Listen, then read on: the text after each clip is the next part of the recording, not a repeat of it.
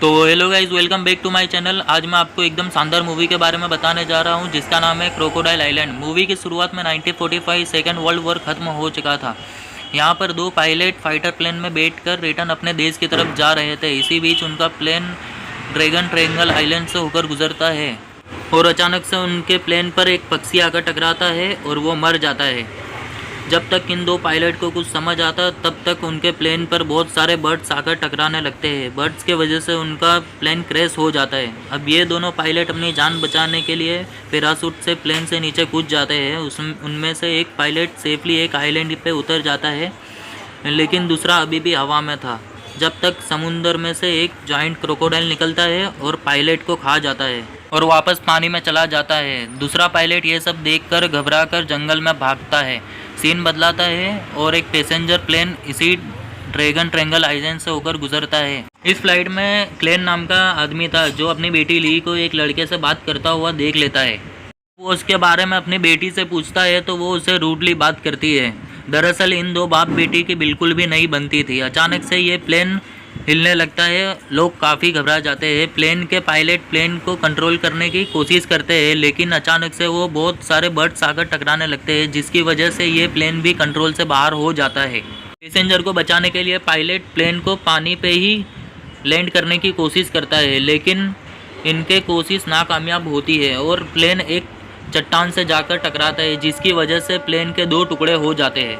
Plane के आगे के हिस्से में लोग मारे जाते हैं और दूसरा हिस्सा अलग होकर किनारे पर आ जाता है। चेंग नाम का लड़का अभी भी जिंदा था और वो ली के पास उसका हाल पूछने चले जाता है। जब ली के डैड आकर उनको बात करने से मना कर देते हैं, ली फिर से नाराज हो जाती है। तभी लोग फ़ोन से मदद बुलाने को ट्राई करते हैं, लेकिन वहाँ नेटवर्क नहीं आ रहा था। सभी लोग टेंशन में थे। उनके पास पीने का पानी भी ज़्यादा नहीं था, इसलिए लीन और चेंग जंगल में पानी की तलाश में चले जाते हैं। यहाँ लिन चेंग से कहता है, तुम मेरी बेटी से ज़रा दूर रहो। रास्ते में उन्हें बहुत बड़े जानवर के पैर के निशान मिलते हैं, लेकिन वो उन निशान को इग्नोर कर देते हैं। कुछ दूर चलने के बाद उन्हें एक झोपड़ी दिखाई देती है।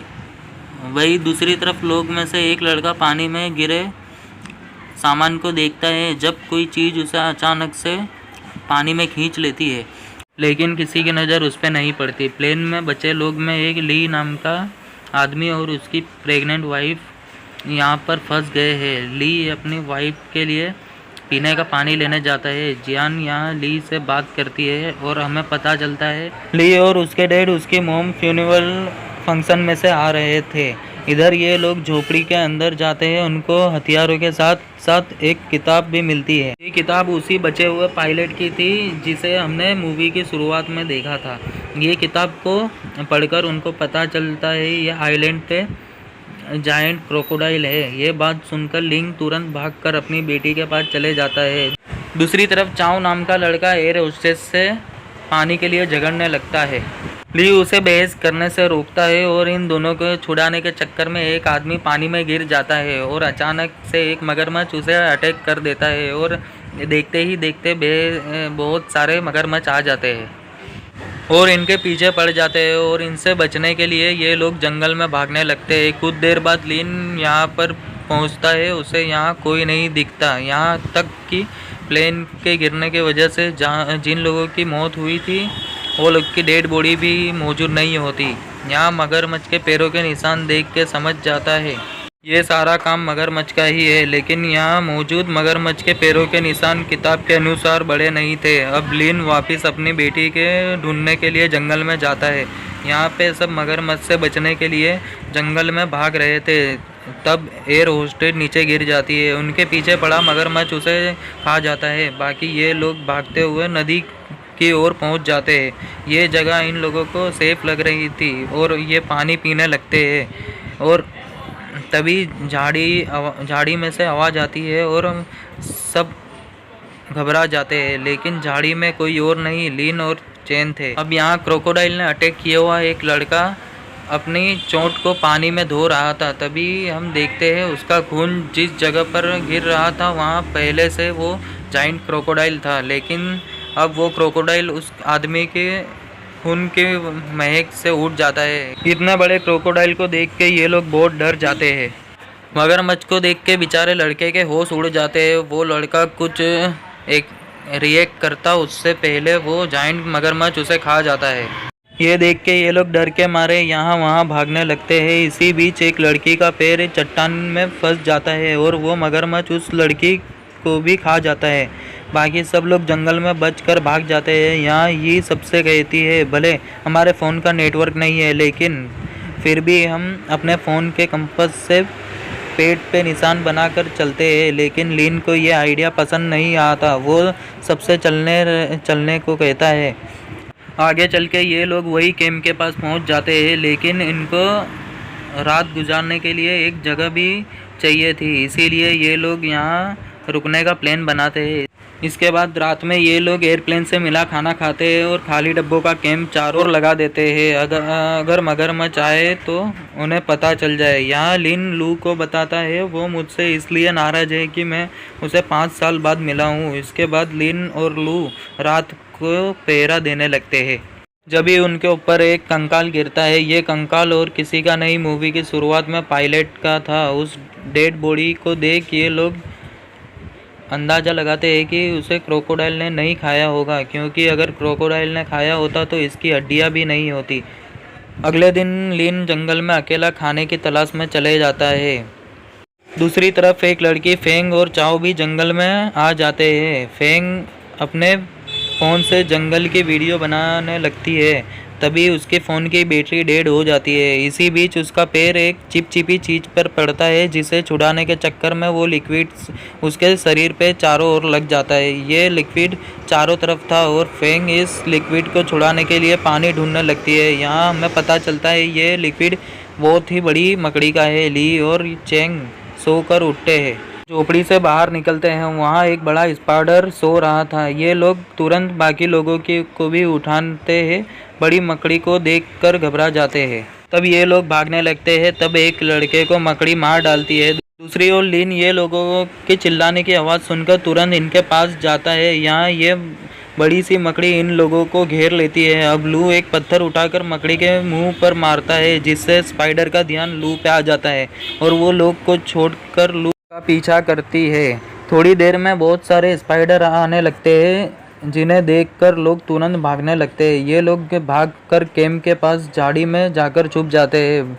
मकड़ी इनको बाहर से निकलने का वेट कर रही थी। जब यहाँ लिन आता है और स्पाइडर का ध्यान अपनी ओर खींचकर अपनी ओर ले जाता है और वहीं कैंप के पास आकर छुप जाता है। लेकिन वो छत पे अभी भी एक स्पाइडर था और वो एक ग्रेनेड उस पर फेंक देता है और भाग जाता है। यहाँ लिन को वो क्रैश प्लेन मिल जाता है, जिसका इस्तेमाल न्यूक्लियर वेपन्स ट्रांसपोर्ट करने के लिए किया जाता था और इसी के रेडियंस की वजह से यहाँ के मगरमच्छ और मकड़ी बहुत बड़ी हो गई है। प्लेन में इन्हें पुराना रेडियो मिलता है, जिसे चेंग ठीक करने लगता है। अब रेडियो ठीक हो जाता है और ये रेस्क्यू टीम को सब बता देती है। इसके बाद रेस्क्यू टीम यहाँ आने लगती है। यहाँ ये सबको बताती है रेस्क्यू साउथ ईस्ट की ओर मिलेगी और कैसे भी वहाँ तक पहुँचना होगा। सभी लोग साउथ ईस्ट की तरफ बढ़ने लगते हैं। तभी इन लोगों के सामने बहुत बड़ी नदी पड़ती है। बाकी सब लोग तो तैर के पार कर सकते थे, लेकिन इनमें से एक प्रेग्नेंट लेडी भी थी और इसका नदी पार करना बहुत मुश्किल था। यहाँ पर लिन अपना दिमाग लगाता है और एक पेड़ की टहनी काट कर क्राफ्ट बनाता है। इसके बाद पहले खुद रिवर पार करता है, फिर वो प्रेग्नेंट लेडी को पार करा और सभी लोग रिवर पार करने लगते हैं। इसी बीच मगरमच्छ आ जाता है और लेडी के ऊपर हमला करने लगता है, जो उसका पति ध्यान बढ़ा के खुद मर जाता है। यहाँ पर लिन मशीन गन से मगरमच्छ पे हमला करता है, लेकिन मगरमच्छ को कुछ नहीं होता। इधर भागते हुए चाऊ जमीन पर गिर जाता है, जिसे देखकर ली उसे मदद करने के आती है, लेकिन चाऊ उसे खींचकर मगरमच्छ के पास धकेल देता है। क्रोकोडाइल हमला करने वाला होता है। उससे पहले जब यहाँ लिन आके फिर से मशीन गन से गोलियां की बौछार करने लगता है। मौका पाकर ये साइड में हो जाती है। इसी बीच फायरिंग के दौरान एक गोली चाऊ के पैर में लग जाती है, जिसकी वजह से भाग नहीं पाता। इसकी किस्मत इतनी खराब थी कि उसे हार्ट अटैक आता है, ज़मीन पर गिर जाता है और मगरमच्छ उसे खा जाता है। यहाँ उसे उसका कर्मों का फल भी मिल जाता है। अब बस ये 4 लोग बचे थे। यहाँ पर हम देखते हैं कि ये का जैकेट मगरमच्छ की पूंछ में फंस जाता है। मगरमच्छ ये को लेके अपनी गुफा में चला जाता है। रात भी हो चुकी थी। लिन अपने बेटी को बचाने के लिए उस मगरमच्छ के पंजे का निशान का पीछा करते हुए किसी तरह उस गुफा की ओर पहुंच जाता है और उसके पीछे प्रेग्नेंट लेडी और चेंग भी आ जाते हैं। यान को बाहर बैठने का बोलता है और खुद गुफा में लिन की मदद करने चला जाता है। यान अपनी बेटी को ढूंढ रहा था।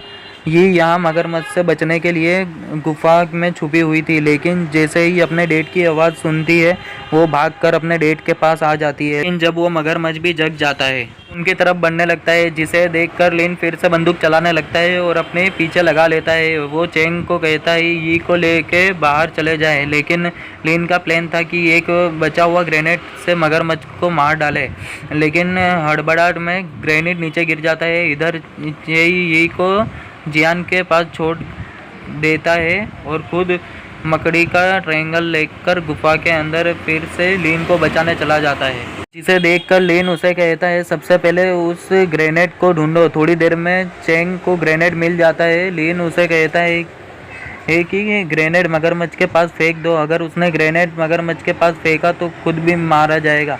तो और थोड़ी दूर जाके मगरमच्छ के पास ग्रेनेड फेंक देता है, जिससे मगरमच्छ घायल हो जाता है और लिन बाहर आने लगता है, लेकिन मगरमच्छ फिर से इनके पीछे आ जाता है।